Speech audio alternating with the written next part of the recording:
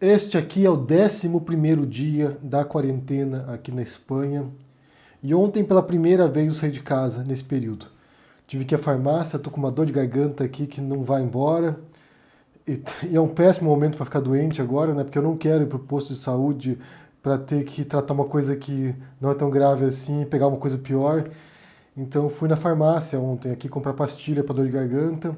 E é muito estranho você ver a cidade completamente vazia, sem uma única pessoa nas ruas. E na farmácia, todo mundo desconfiando um do outro, né? As pessoas afastadas uma das outras ali, meio que olhando para o lado, meio que não chega perto de mim. Um monte de cartazes, não toque nas coisas, não tem máscaras mais para comprar, não tem álcool gel. E agora foi prorrogado por mais 15 dias a quarentena aqui. Então, como eu disse no vídeo de ontem, a gente não sabe quando volta ao normal. E essa noite foi péssima para mim, né? Dor de garganta, não conseguia dormir.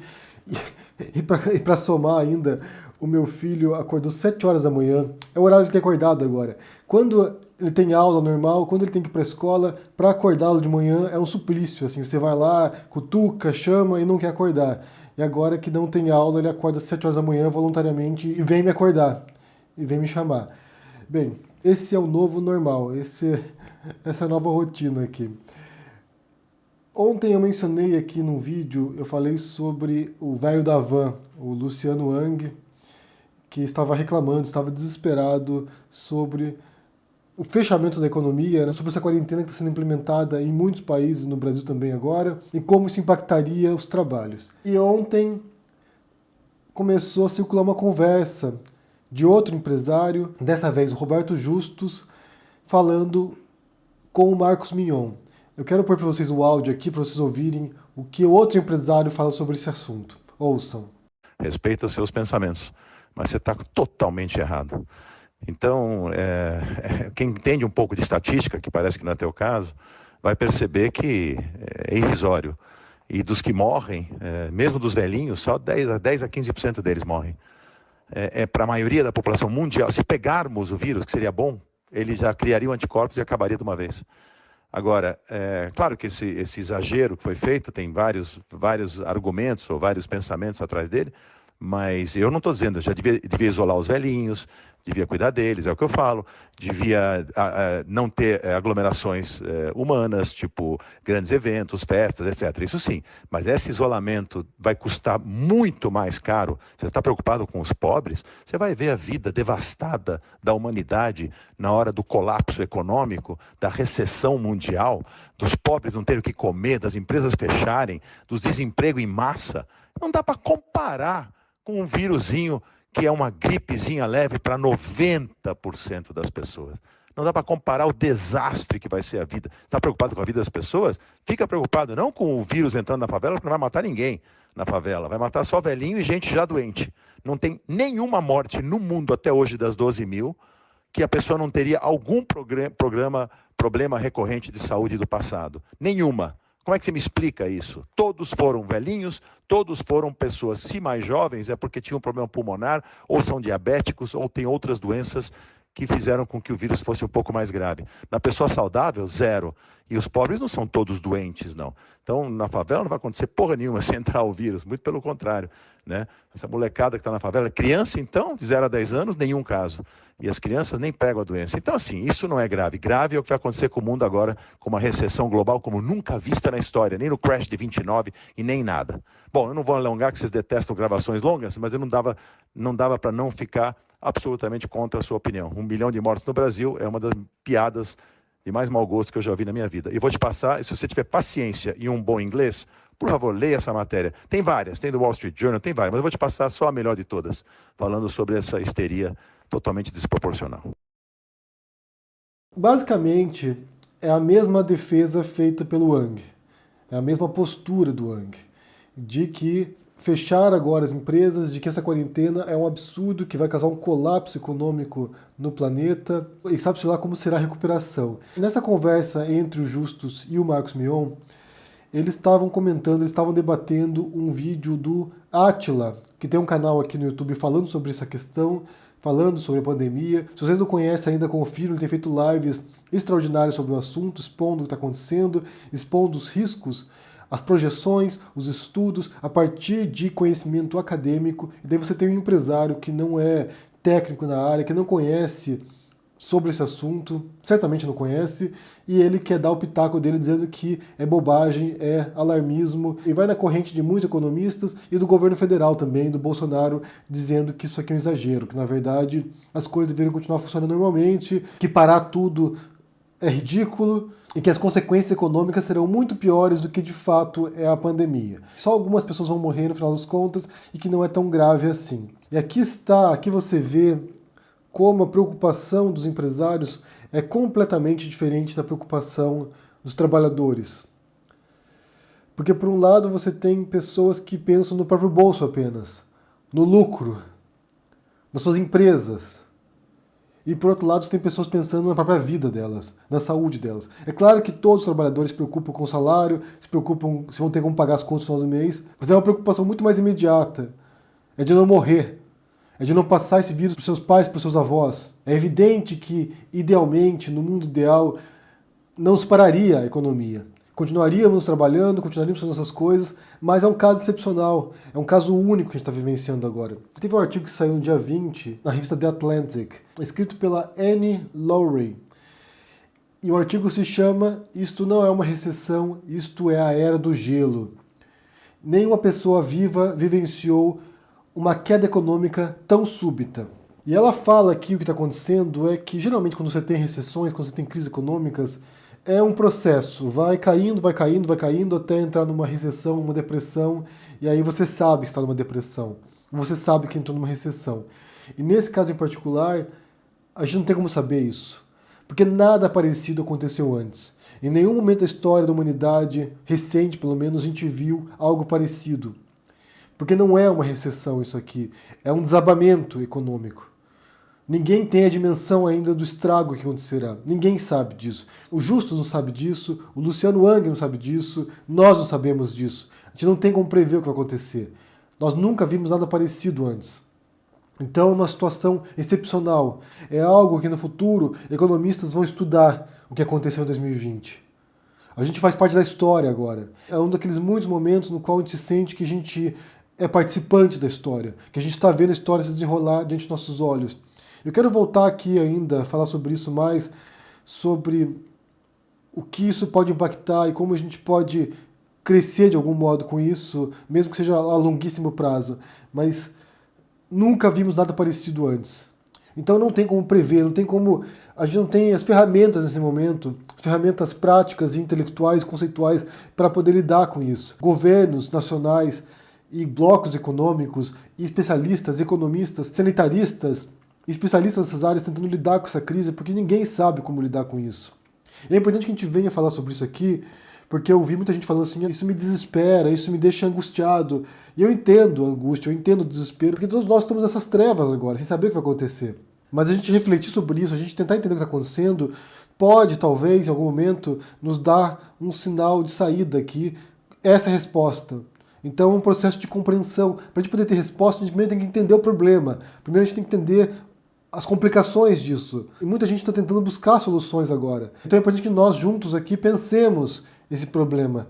Façamos aqui um breakthrough, uma resolução de crise conjunta aqui, para que todos nós, dentro de nossas especialidades, possamos tentar montar esse cenário aqui e buscar uma resposta. E daí esse artigo fala sobre isso, é um artigo que mostra como, na verdade, agora o que está acontecendo é como se a gente desligasse o interruptor. Apaga a luz e espera no escuro até poder acender a luz de volta. E ninguém sabe como será a recuperação da economia depois. Ninguém sabe o futuro aqui. O que a gente sabe é, existe uma doença altamente contagiosa que vai levar ao colapso do sistema de saúde pelo planeta, que já está levando na Itália, aqui na Espanha. Só para ter uma ideia, ontem foi anunciado que aqui na Espanha, em Madrid, eles construíram o primeiro hospital de campanha para essa crise. São milhares de leitos, eles usaram o espaço de convenção em Madrid, são milhares de leitos e 100 UTIs lá. Então, a dimensão do negócio é inabarcável. A gente não consegue compreender o que está acontecendo aqui. E o pior não chegou ainda. A gente vai ver o pior chegar. Tanto na Itália, quanto na Espanha, quanto no Brasil, quanto nos Estados Unidos. O pior ainda virá. E é evidente que muitos empresários só pensam no próprio bolso. Que tanto faz se vai morrer idosos. Pessoas que não são mais economicamente ativas. Tanto faz para essas pessoas. No caso dessa conversa entre o Justus e o Mion, a assessoria do Mion depois explicou, né, que o áudio é apenas uma parte de uma conversa de um grupo de amigos e se referia a um vídeo não do Mion, mas de um pesquisador, o biólogo especializado em virologia, Átila Yamarino. O vídeo colocado no grupo pelo Mion traz prospecções de diferentes cenários para diferentes variáveis. Não se tratava de uma afirmação determinista. Os integrantes do grupo discutiam livremente em cima das possibilidades colocadas pelo especialista, assim como discutem várias outras prospecções e cenários. E é claro aqui, gente, que há empresários que estão preocupados com isso. Empresários, governos. Eu quero pôr para vocês aqui, além desse áudio, que para mim soa escroto, do Justus, eu quero pôr para vocês aqui um trecho de um vídeo, de um pronunciamento do presidente de El Salvador, que é o Nayib Bukele. Ele falando sobre o que eles vão fazer no país deles, El Salvador, que não é nenhuma potência, não é nenhum país poderoso economicamente, não é nenhum país que tem condições, como teria os Estados Unidos, como teria vários países da Europa, de tomar providências. Vejam o que o Bukele fala sobre esse momento agora e a diferença da postura desse presidente em relação a empresários brasileiros como o Wang e como o Justus. Ouçam o que o presidente de El Salvador está falando agora. Escutem. E hemos decidido suspender el pago de la cuota de energía eléctrica por 3 meses, suspender el pago de la cuota de agua por 3 meses, del recibo de agua, igual que el recibo de energía eléctrica. Se suspende por 3 meses la cuota de teléfono, de cable e internet. Se suspenden también los pagos de crédito de las casas comerciales, si sacó un televisor, una refrigeradora. También se suspenden los créditos de las ventas de carros o de motos. También no tiene que pagarlos, se aplica para estas medidas.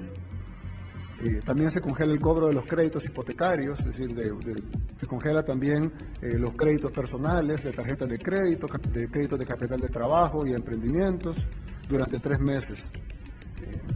También se van a suspender los alquileres, eso no se anuncia en la tarde, pero son a las 30 medidas, se van a suspender los alquileres durante 3 meses.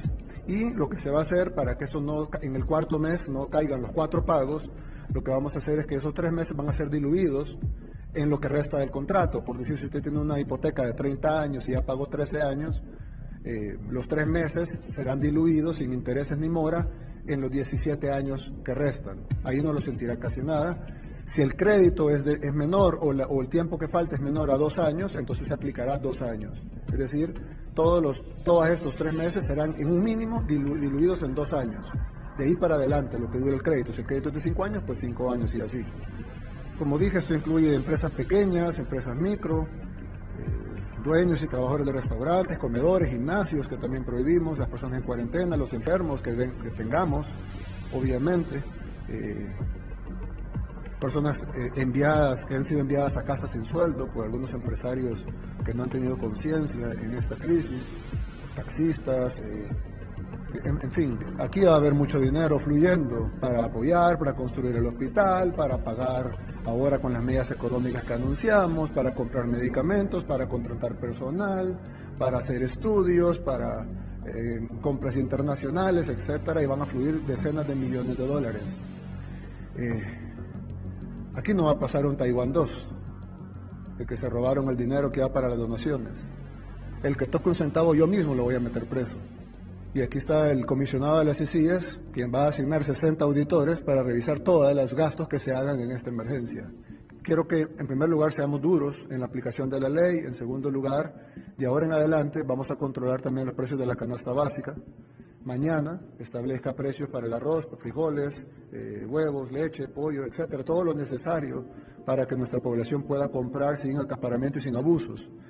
Así que un llamado a los buenos empresarios a que nos ayuden y un llamado a los malos empresarios a que no se atrevan a subir precios por acaparamiento o por querer sacarle provecho a la crisis de nuestro pueblo, porque vamos a cerrar sus negocios y les vamos a decomisar la mercadería con la que querían estafar a la gente.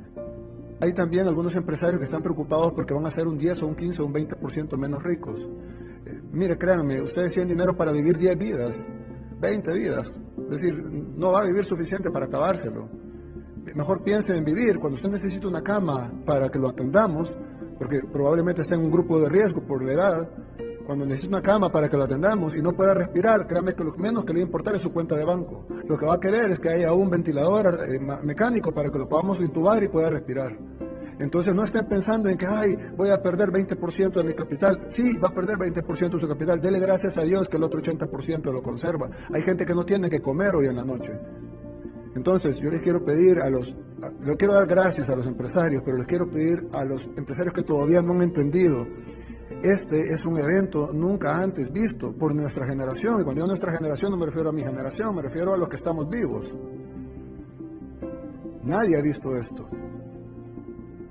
Las potencias del mundo no saben qué hacer. Nosotros no somos evidentemente una potencia, ni siquiera estamos cerca de serlo. Y todavía estamos pensando en que si vamos a perder dinero, o que si este mes no me va a ir tan bien, o que el balance del año me va a salir en rojo. Hombre, de verdad, piensen en su familia, los que tienen familiares. Además ya vimos que los jóvenes también mueren, así que no piensen que están inmunes, nadie está inmune. Ya sabemos que se enferman los bebés al nacer, algo que pensábamos que no era así. Ahora sabemos que se pueden enfermar dentro del vientre de la madre, y cuando nacen ya nacen con el coronavirus. Ya sabemos que hoy murió un hombre de 37 años en España, era de la policía, en excelente condición física, sin patologías previas, o sea, no tenía ninguna otra enfermedad, simplemente le dio coronavirus y falleció. Yo de verdad quiero pedirles que se lo tomen en serio. Yo sé que es difícil, todos les van a pasar difícil, a unos van a perder un poco de lo que les sobra, otros van a perder lo que les falta, pero piensen en lo que vale la vida. ¿Cuánto darían de dinero por traer a un ser querido que hayan perdido, traerlo de regreso? Si a mí me preguntaran, yo daría todo lo que tengo. Entonces piensen cuánto valen sus seres queridos, cuánto valen sus madres, sus padres, sus abuelos, sus hermanos, sus hijos, porque ahora sabemos que los jóvenes también mueren. Cuánto valen sus amigos, su pareja. Sacrifiquémonos todos un poquito, dejemos los pleitos, todos tenemos que poner de nuestra parte. No hay cura aún para la enfermedad. Yo sé que hay noticias de que hay una cura, ojalá. Esa cura puede que sea así, puede que sea así no en un ser humano, sino en todos los seres humanos. Empiece a producir en masa, y cuando produzcan las primeras 100 millones van a ir al país que las produjo. Y cuando produzcan las segundas 100 millones van a llegar al país que las produjo. Y tal vez las terceras 100 millones ya vayan a otros países. Y vamos a pelear porque nos den un poquito de eso. Como dijo el médico de España, la cura ahora, hoy por hoy, la única cura que tiene esta enfermedad es la solidariedad. Es la única, não há outra. E diferente do Bolsonaro também. O que o Bukele fala aqui, o presidente de um pequeno país da América Central, sem recursos, olha a diferença do que ele diz em relação à postura do Bolsonaro. Alguém que nega o impacto disso, alguém que nega o estrago tremendo que isso vai causar na vida das pessoas. E o Bukele também é um empresário. Também é alguém que vem desse meio. E que compreende o impacto que isso vai ter na vida das pessoas reais, trabalhadores, que dependem do salário. Se demonstra o abismo que existe entre uma classe, entre uma elite brasileira e a vida real das pessoas, de muitos de vocês. Nesse momento, a gente vai ter revelado para nós aquelas pessoas que se preocupam com os outros, de maneira humana com os outros, se preocupa com o destino dos brasileiros, dos trabalhadores, e aqueles que só se preocupam com o próprio umbigo. A gente vai ter revelado isso. E nós não vamos nos esquecer também, espero pelo menos, que a gente não se esqueça dessas pessoas, de quem demonstrou solidariedade, preocupação com o outro, e aquele que só se preocupou com o próprio bolso, com a própria conta bancária no final. Eu quero saber o que vocês pensam sobre o que foi mostrado aqui, tanto sobre o áudio do Roberto Justus, a insensibilidade dele em relação às pessoas que vão morrer, e ao vídeo do Bukele, o presidente de El Salvador, que é um paizinho pequeno, sem poderio econômico, e que vai tentar se desdobrar agora para proteger a sua população mais carente, a mais fragilizada, a que mais vai sofrer as consequências disso. O que vocês pensam aí? Deixa aqui no comentário, deixa o joinha, assina o canal, ajude no Apoia, a gente se vê por aí. Abraço e até mais. Tchau!